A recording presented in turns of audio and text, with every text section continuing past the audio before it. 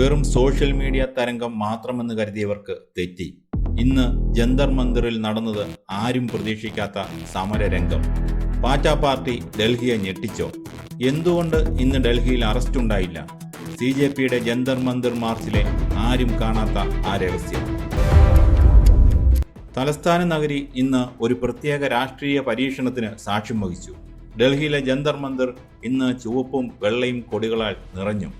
Cockroach Janata പാർട്ടിയുടെ വൻ പ്രതിഷേധ കൂട്ടായ്മയാണ് ഇന്ന് നടന്നത്. സോഷ്യൽ മീഡിയയിൽ ദിവസങ്ങളായി ഇതിൻ്റെ പ്രചാരണം നടക്കുന്നുണ്ടായിരുന്നു. എന്നാൽ ഇന്ന് രാവിലെ ഡൽഹി കാത്തിരുന്നത് വലിയ നാടകീയതയ്ക്കാണ്. രാവിലെ 8 മണി ജന്തർ മന്ദിറിലേക്ക് ആളുകൾ ഒഴുകിയെത്താൻ തുടങ്ങി.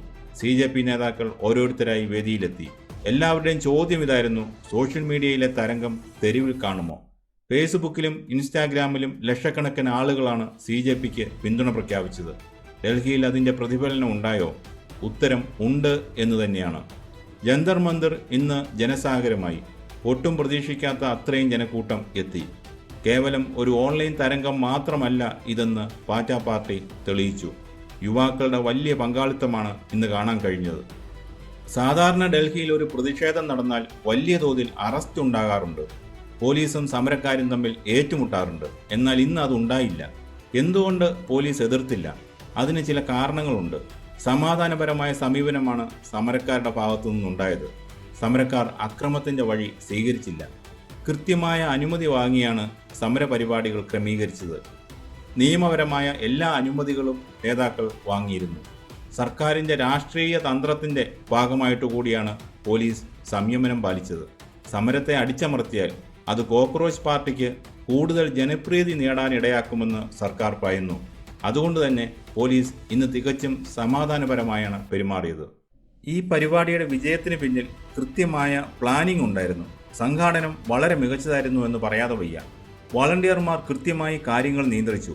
കുടിവെള്ളവും പ്രാഥമിക സൗകര്യങ്ങളും ഒരുക്കിയിരുന്നു. വലിയൊരു ജനക്കൂട്ടത്തെ ഒരു പ്രശ്നവുമില്ലാതെ അവർ കൈകാര്യം ചെയ്തു. ഇത് CJPയുടെ സംഘടനാശേഷി വിളിച്ചോതുന്നു. സമരപരിപാടിയിൽ നുഴഞ്ഞു കയറിയ ചിലർ CPI നേതാവ് ആനി രാജയെ തള്ളിയിട്ടതൊഴിച്ചാൽ മറ്റ് അനിഷ്ട സംഭവങ്ങളൊന്നും ഉണ്ടായില്ല. ഈ ഒത്തുചേരൽ വെറും ഒരു സമരമല്ല, ഇത് ഇന്ത്യൻ രാഷ്ട്രീയത്തിൽ ചില മാറ്റങ്ങളുടെ സൂചനയാണ്. എന്തുകൊണ്ട് ഇത് പ്രധാനമാകുന്നുവെന്ന് നോക്കാം. CJPക്ക് ഇനി മുന്നോട്ട് പോകാനാകുമോ? ഈ ചോദ്യത്തിന് ഇന്ന് ഉത്തരമായിട്ടുണ്ട്. ഈ ജനപങ്കാളിത്തം അവർക്ക് വലിയ ഊർജം നൽകും. പാർട്ടിക്ക് അടിത്തറയുണ്ടെന്ന് ഇന്ന് തെളിഞ്ഞു. പരമ്പരാഗത രാഷ്ട്രീയ പാർട്ടികൾക്ക് ഇതൊരു മുന്നറിയിപ്പാണ്. ജനങ്ങൾ പുതിയ ആശയങ്ങളെ സ്വീകരിക്കുന്നു. ഡിജിറ്റൽ യുഗത്തിലെ രാഷ്ട്രീയം മാറുകയാണെന്ന് ഇത് കാണിക്കുന്നു. ഇന്ന് ജന്തർ മന്ദിറിൽ എത്തിയവരിൽ ഭൂരിഭാഗവും യുവാക്കളാണ്. തൊഴിലില്ലായ്മയും വികസനവും തന്നെയാണ് അവരുടെ വിഷയം. ഈ വോട്ട് ബാങ്ക് ഇനി ആർക്കും അവഗണിക്കാനാകില്ല. ഇന്നത്തെ പ്രകടനത്തിൻ്റെ തുടർച്ചയായി ഇനി എന്ത് സംഭവിക്കും? ചില പ്രധാന ചോദ്യങ്ങൾ നമ്മൾ ചോദിക്കേണ്ടതുണ്ട്. ചോദ്യം 1: ഇന്ന് ഒരു ദിവസം കൊണ്ട് പാറ്റകൾ തീരുമോ? തീർച്ചയായും ഇല്ല. ഇതൊരു തുടക്കം മാത്രമാണ്. ഇന്നുകൊണ്ട് ഈ സമരം അവസാനിക്കുന്നില്ല. ഇന്നത്തെ വിജയം പാറ്റ പാർട്ടിക്ക് വരും ദിവസങ്ങളിൽ കൂടുതൽ ആത്മവിശ്വാസം നൽകും. അവർ സമരം രാജ്യത്തിൻ്റെ മറ്റു ഭാഗങ്ങളിലേക്ക് വ്യാപിപ്പിക്കും. ചോദ്യം 2: CJPക്ക് ഈ തരംഗം നിലനിർത്താനാകുമോ?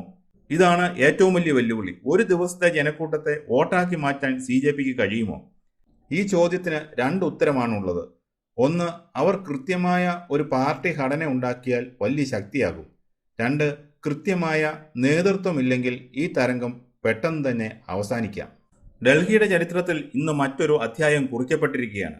ജന്തർ മന്ദിറിലെ ഈ കൂടിച്ചേരൽ ഒരു മാറ്റത്തിൻ്റെ തുടക്കമാകാം, അല്ലെങ്കിൽ ഒരു താൽക്കാലിക പ്രതിഭാസമാകാം. എന്നാൽ ഒന്നുറപ്പാണ്, പാറ്റ പാർട്ടി ഇന്ന് ഡൽഹിയെ ഞെട്ടിച്ചു. അവരുടെ ശബ്ദം ഭരണാധികാരികളുടെ കാതുകളിൽ എത്തിയിട്ടുണ്ട്. CJPയുടെ അടുത്ത നീക്കം എന്തായിരിക്കുമെന്നാണ് രാജ്യം ഉറ്റുനോക്കുന്നത്.